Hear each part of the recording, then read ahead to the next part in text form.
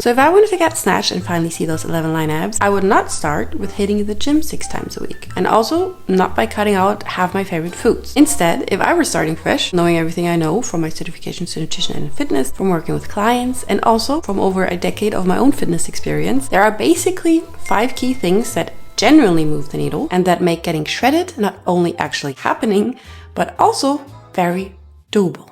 And dare I say, enjoyable. And I'm not talking about the basics, aka work out more, eat more protein, eat less calories.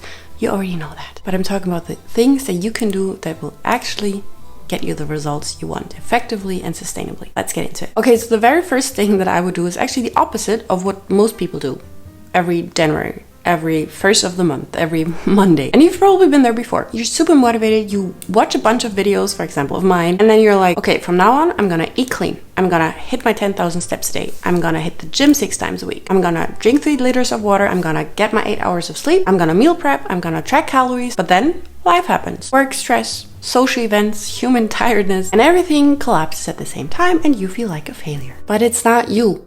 This happens to about 99% of people. And that's because you gave yourself a basically impossible starter pack. So instead of doing everything at once, I would focus on doing one thing at a time, focusing on one thing at a time for 2 to 4 weeks until that thing is a habit. That could be for the next 2 weeks, I focus on protein consistency, meaning I hit at least 30 grams of protein for every meal. Or I rebuild my workout rhythm and actually hit the gym 3 days a week. Or it could be getting your steps in every day. Or it could be fixing your sleep so that you actually have the energy to work out and also overeat less. And honestly, it's secondary which thing exactly you start with.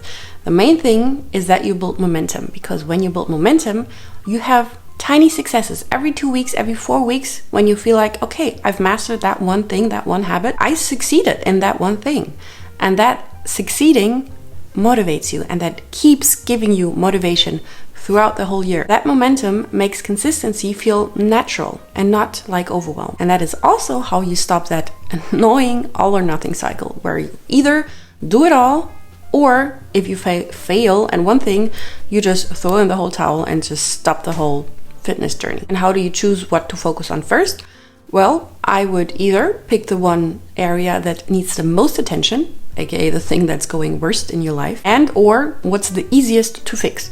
For me personally, right now, that would be my sleep, because I have most of the other areas, health areas in my life figured out pretty much, but my sleep is still not where I want it to be, because I'm still going to bed too late, for example. And it is very easy, or it could be very easy, to just go to bed an hour earlier. And yes, sleep is also very important when you want to get shredded, because when you sleep enough, you have first the energy to do your workouts, and second, you have the energy to not overeat, or to eat to make up for the missed energy from not sleeping enough. But like I said, it's secondary with which area you start.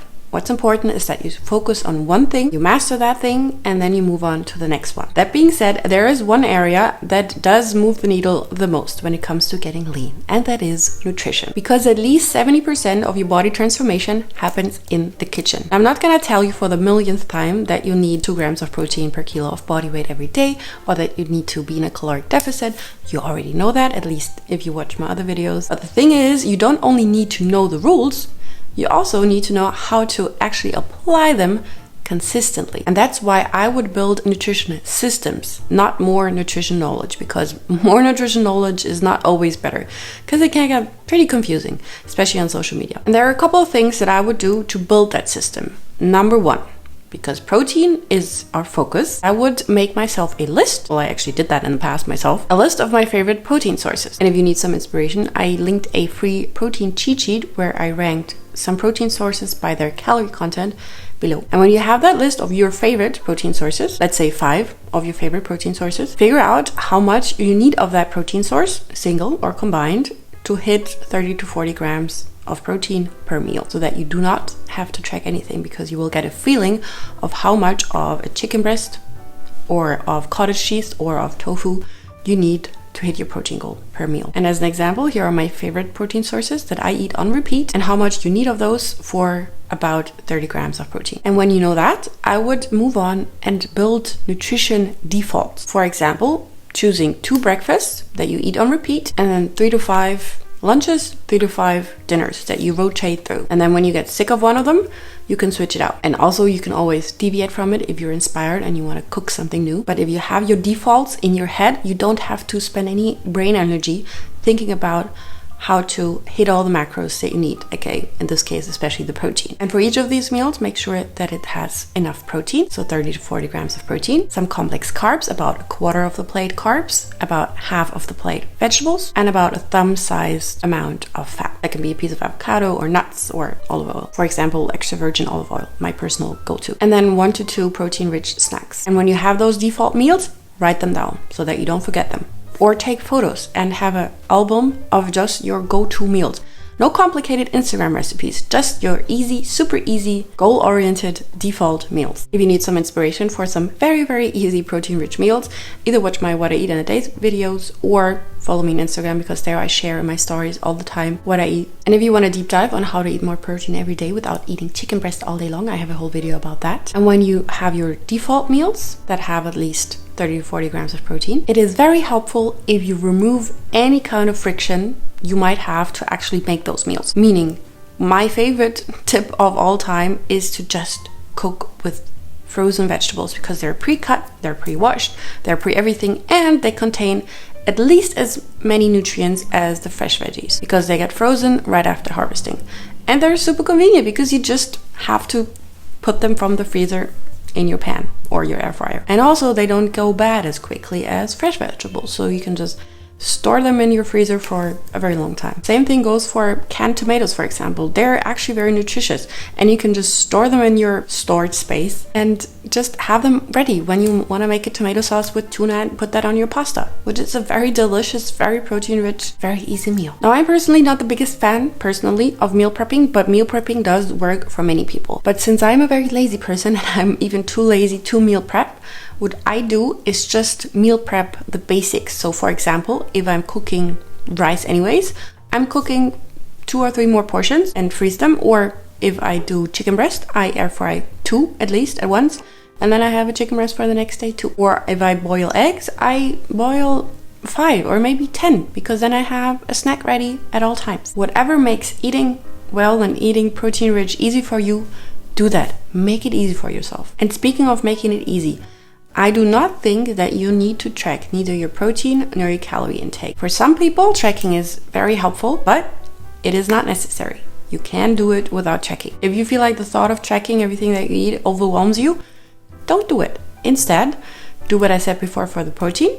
Have an idea of how to get the protein that you need. And then for the calorie deficit, because yes, you do need to be in a caloric deficit to lose fat. First, it's helpful to not focus on a daily deficit, but on a weekly deficit. Meaning, if you eat a little above your maintenance one day, because there's a social event, a birthday, or you were just, enjoying yourself, that's fine. You can even that out the next day or the day after. It's not about the day, it's about the average of the week or 2 weeks. And I would focus on a slight deficit. I would not overdo my deficit, because having a too big of a deficit can have a lot of negative effects on your overall health, on your mind and sanity, but also on your results. So what I would do is to aim for a deficit of about 10%, which is, for example, if you're an average woman who needs about 2,000 calories a day, that would be a deficit of about 200 calories. How do you know what 200 calories look like, or 1,800 calories in that sense, if you don't track? Well, by stopping to eat when you're 80% full.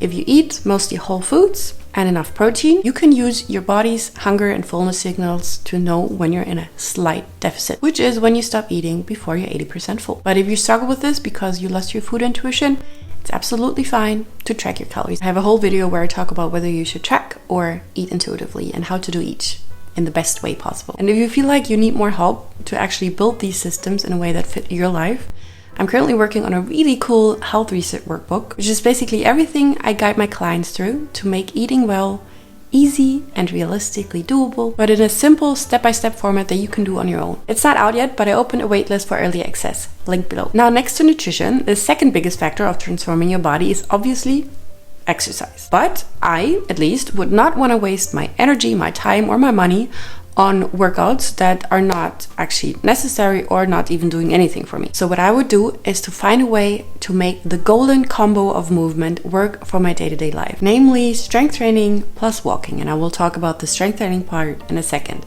But first, why is this combination so powerful or golden? Well, walking is probably one of the best fat loss hacks out there because walking burns fat without making you hungry, as for example jogging or sprinting does. It helps with appetite or blood sugar balance, it helps with digestion, and it helps with stress management, which is also important for getting shredded. Plus, walking you can just sprinkle in throughout your day. You don't have to devote a whole hour to do that. You can, for example, I like to do my evening walks nowadays where I just walk either home from some place I've been, or when I already was home before, I just go outside and walk for 30 minutes, 60 minutes maybe with a podcast, usually not to let my thoughts flow and my brain process my day. But also you can just walk wherever you need to go anyways. So no car, no public transport, maybe a bike. If you have a bike, it's kind of has a similar effect, sort of. And just make it a rule for yourself that if you have the time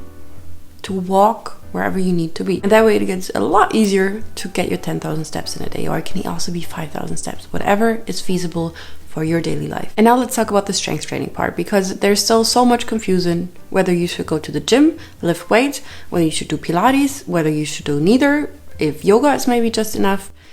And this is very individual to some extent. But what is not individual is that your muscle needs to be really challenged in order to grow. And by growing, I do not mean grow big, I mean grow strong. But in order to get those abs, you need to have muscle mass. And having more muscle mass also helps with losing fat.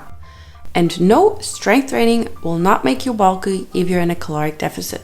It's physically impossible because you cannot bulk up if you eat less than you burn, because then you are shrinking. That's physics. And I personally love the gym, which is why I prefer lifting weights, but also I love efficiency, and lifting weights is a very efficient way to build muscle. Home workouts or bodyweight exercises can be effective, yes, but you need to do a lot more of that in order to see similar results that you would in the gym. So if you don't like the gym, that's fine. You don't have to force yourself to the gym, because the only thing you have to do, or you should do, that I really recommend you to do, is to choose the sort of workout that you would actually stick to. And if you hate the gym, don't force yourself to go to the gym.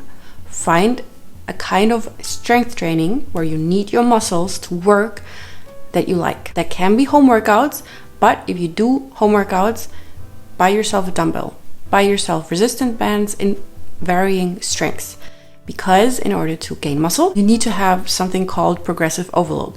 Meaning, when your exercises get easier, that means you need to make it harder again. That can be by making it heavier, by adding more repetitions, or by some kind of other harder variation. For example, if you like Pilates itself, so often, at least the classes that I've been to, is very, very not effective. However, if you do reformer Pilates with a good trainer who really challenges you, that can really help you get lean. So whatever you choose, try to choose something that you enjoy, but make sure that you actually work those muscles. If you just enjoy something like Pilates or yoga, because it's not so hard, because it's more relaxing, that's nice. It's good for your mental health, for your flexibility, for your mobility, but it's not good for building muscle. And if I had to make myself a plan, I would make myself a plan to go to the gym 3 to 4 times a week and to walk about 10,000 steps a day. I think this combination is incredibly powerful and works for most schedules. If you don't have the time to go to the gym, buy yourself some dumbbells, some booty bands, and do home workouts, which will at least save you the time to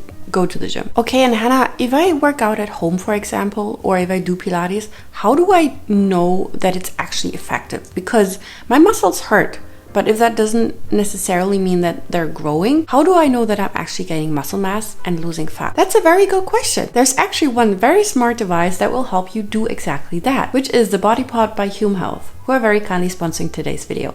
So is that like a smart scale? It's actually more than that. It's kind of a full body analyzer. It's actually comparable to the DEXA scan, which is the device that is used by clinics and doctors, and it has a medical grade accuracy of 98%. Ooh, that's really cool. And what does it tell me exactly? Well, it tells you a lot of things. In the Hume Health app, which is free by the way, it tells you how much muscle mass you have, how much body fat you have, and it does that not only overall for your whole body, but it also tells you how much of each you have in your arms, your trunks, and your legs. So you know exactly which parts of your body might need more work at the gym or doing your home workouts. Ooh, that's really interesting. And how does it work exactly? It's super easy. You just have to step on the scale You have to hold the handles in your hand, wait for a few seconds, and then the body pod sends all the info to your app. You can then analyze your body and track your progress the right way, because weight alone is not the best way to track. Not only, but also because muscle mass might weigh the same as fat mass, but muscle looks smaller.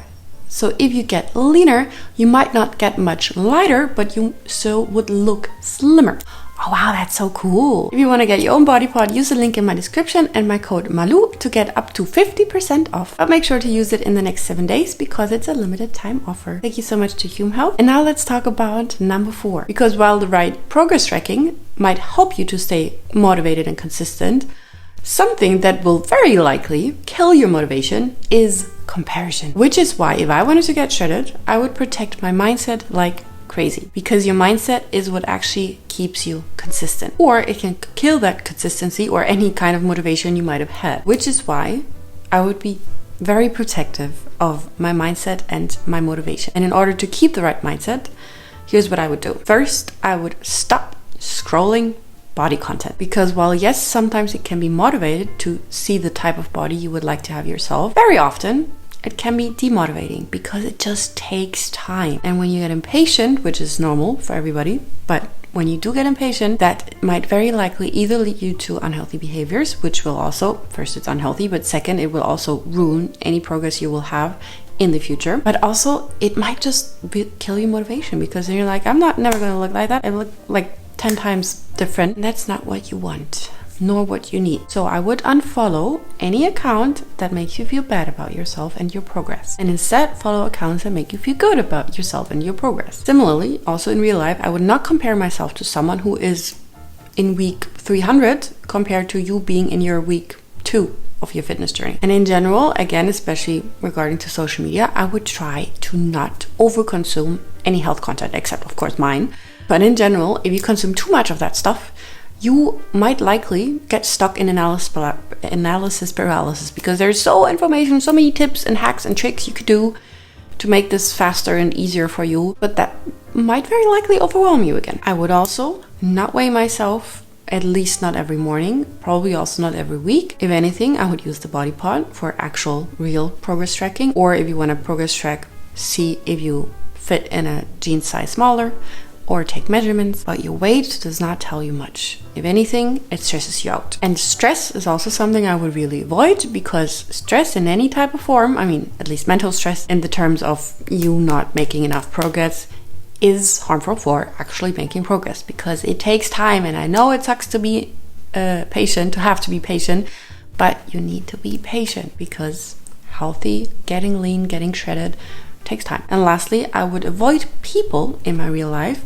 online too obviously, but also in real life, aka your friends, family, who do not support your health goals. Because sometimes when people see you take care of yourself and they don't do that, that makes them feel bad about themselves. So they might, throw some comments at you like, oof, you're only eating salads all day long. Oof, you were getting a bit skinny. Oof, your life seems so boring. You're always eating so well. And don't you want to come out party with us tonight? Which you can totally do if you really want to, but not because you're pressured to do so. So either, if you're able to ignore these comments, ignore them. Don't take them personal. Or if you struggle with actually ignoring them, maybe avoid these types of people, at least for a while. Number 5, I would fall in love with the process, because the process is, in the end, the only thing we can influence. And as so many things in life, as the gurus say, it's not about the destination, but it's about the journey. And when you're in love with the journey, with the process of getting fit, it will feel natural. You will identify as a fit person. And when you identify as a fit person, you will be a fit person. You will just naturally behave like a fit person behaves, because that's you. And this is basically, what manifestation theory says, which is not woo-woo, by the way, in case you're like the old me who used to think that manifestation is woo-woo, but actually pet brain neuroscience. So instead of thinking something like, I'm trying to lose weight, but it's really icky and annoying, and I have to say no to so many nice things, think of yourself as someone who fuels herself, who moves daily, and who takes care of her body and her health. Every day you stick to your new habit. Your first 2 weeks, for example, that's the 5,000 steps a day. Every day you hit those 5,000 steps, tap yourself on the shoulder. That's a win. But even if you did not hit your goal for one day, either it's just a half win because you, for example, hit 2,500 steps, or maybe it's a learning day. It's a day that gives you an opportunity to learn from it. Why did you not hit your goal that day? What happened? Was it your mindset? Did you maybe scroll too much on TikTok and then just stayed on the couch instead of going outside? And if yes, how could you do it differently? For example, next time at least scroll while walking, or not scroll, delete the app, whatever works for you, and then do it better next time, because there's no failures, there's only learning opportunities. And if you want to create a workout routine that actually works for your life, that you can actually stick to, have a look at my video right here. Other than that, thank you so much for watching. You got this, and I will see you in my next video. Take care.